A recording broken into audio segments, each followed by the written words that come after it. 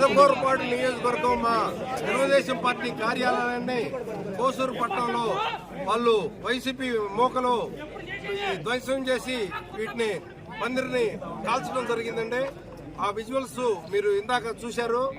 ఈ టీడీపీ కార్యాలయాన్ని వైసీపీ మోకలు ధ్వంసం చేసి ఈ తాటాకు పందిర్లన్నింటినీ పెట్రోల్ పోసి తగలబెట్టడం జరిగింది. మా కార్యకర్తలు ఇప్పుడే నాకు ఇన్ఫర్మేషన్ ఇస్తే నేను రావడం జరిగిందంటే, మొన్న శనివారం రోజు మా నాయకుడు చంద్రబాబు నాయుడు గారు కోసూరు పట్టణంలో ప్రజాగలం బహిరంగ సభ దిగ్విజయంగా సక్సెస్ అయింది. ఆ రోజు నుంచి వాళ్ళకి కంటి మీద కురుకు లేకుండా వారు దానిలో భాగంగా నిన్న ప్రెస్ మీట్ పెట్టి మా నాయకుడిని అతను విమర్శించడం, ఎట్లా పడితే అట్లా మాట్లాడటం జరిగిందండి. వాళ్ళ ఓటమి వాళ్ళు అంగీకరించినట్టే. వాళ్ళు ఓటమి అంచున ఉన్నారు. వాళ్ళు ఆ ఓటమి అంచున ఉండి వాళ్ళు ఏం చేయాలో అర్థం కాక వాళ్ళు జీర్ణించలేని పరిస్థితిలో ఇటువంటి తప్పుడు పనులు చేస్తున్నారు. వాళ్ళు మా ఆఫీస్ కార్యాలయాన్ని వాళ్ళు తగలబెట్టడం జరిగింది. అదే మేము చిటికేస్తే మా కార్యకర్తలందరూ 10 నిమిషాల్లో వాళ్ళ ఇల్లు కార్యాలయాలు ధ్వంసం చేయడానికి సిద్ధంగా ఉన్నారు.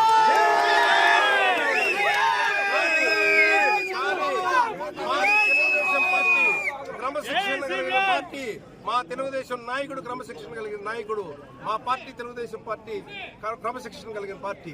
అందువల్ల నేను సంయమనం పాటించమని మా కార్యకర్తలకి నాయకులకి సూచించడం జరిగింది. మా కార్యకర్తలు నాయకులు సంయమనం పాటిస్తారు. పోలీసు వారికి విజ్ఞప్తి, దీనికి సంబంధించి వారిని ఇమీడియట్లీ అరెస్ట్ చేసి తగిన న్యాయం చేయాలి. వాళ్ళని అరెస్ట్ చేసి వాళ్ళని ఇమీడియట్లీ, గతంలో కూడా మా వాళ్ళు చేయని నేరానికి తప్పుడు కేసులు పెట్టి ఇరికించడం జరిగిందండి.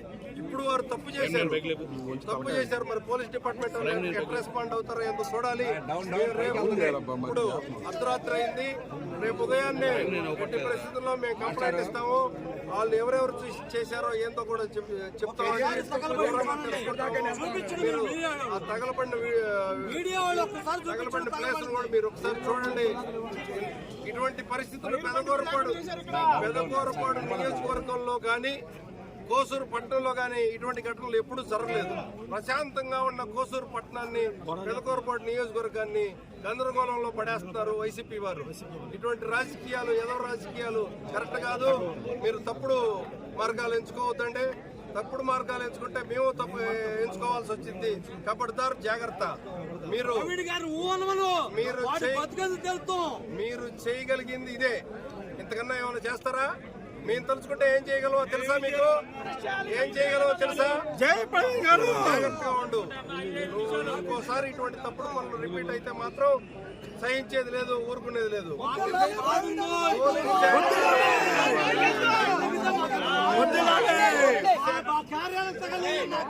పోలీస్ శాఖ వారు తక్షణమే స్పందించకపోతే మాత్రం మా రియాక్షన్ వేరుగా ఉంటుందండి. తక్షణమే స్పందిస్తారని అనుకుంటున్నాను.